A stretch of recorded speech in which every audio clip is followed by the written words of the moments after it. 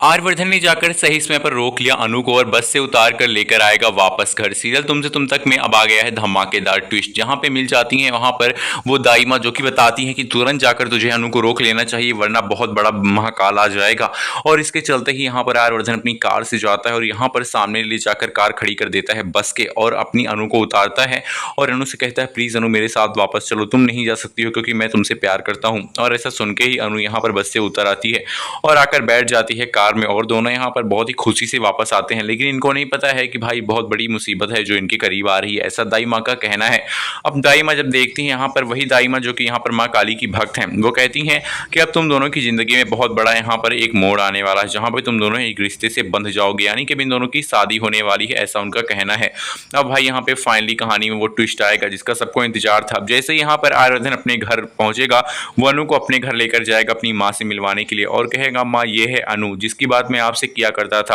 अब उसकी माँ कहेगी अनु से कि क्या तुम आर्यवर्धन को पसंद करती हो, तभी बीच में मानसी आ जाएगी और मानसी आकर कहने वाली है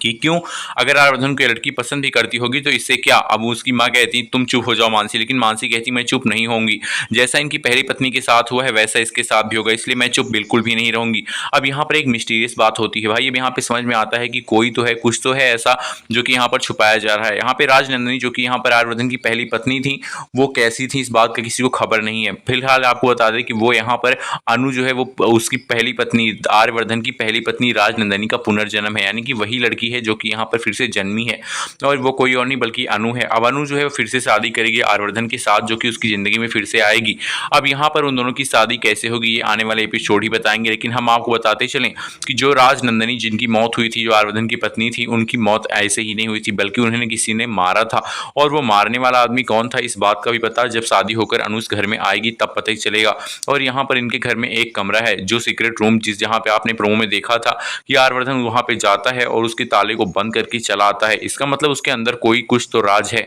और वो राज कोई और नहीं बल्कि राजनंदिनी से जुड़े हुए राज हैं जो कि उस कमरे में दफन है। और उसको जो भी खोलेगा वो यहाँ पर जान पाएगा कि राजनंदिनी कौन थी। अब आपको हम बता दें कि बहुत जल्द अनु जो है उस घर में जाने वाली है